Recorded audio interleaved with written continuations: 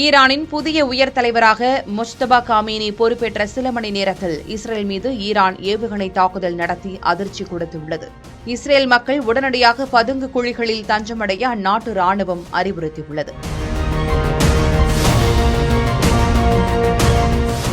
ஈரானில் புதிய உயர் தலைவராக முஜ்தபா காமீனி பொறுப்பேற்ற சில மணி நேரங்களிலேயே இஸ்ரேல் மீது ஈரானிய புரட்சிகர பாதுகாப்பு படை மிகப்பெரிய ஏவுகணை தாக்குதலை தொடங்கியுள்ளது.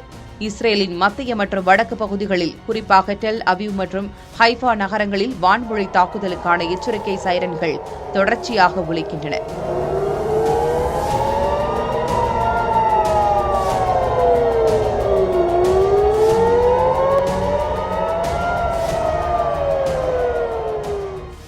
இஸ்ரேலிய ராணுவம் தனது வான் பாதுகாப்பு அமைப்புகளை முழுவீச்சில் பயன்படுத்தி வருகிறது. மக்கள் அனைவரும் உடனடியாக பாதுகாப்பு அறைகளுக்கு செல்லுமாறும் உத்தரவிட்டுள்ளது.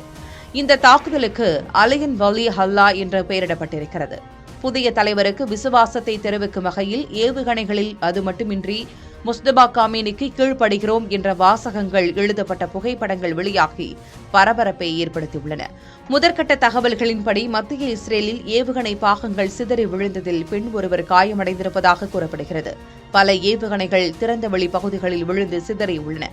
இஸ்ரேலிய ராணுவம் தனது குடிமக்களுக்கு விடுத்துள்ள அவசர செய்தியில் ஈரானிலிருந்து ஏவப்பட்ட ஏவுகணைகள் கண்டறியப்பட்டுள்ளன என்றும் பாதுகாப்பு அமைப்புகள் செயல்பட்டு வருவதால் பொதுமக்கள் மறு உத்தரவு வரும் வரை பாதுகாப்பு அறையிலேயே இருக்குமாறு கேட்டுக் கொள்ளப்படுகிறார்கள் என அறிவுறுத்தல் வழங்கியுள்ளது.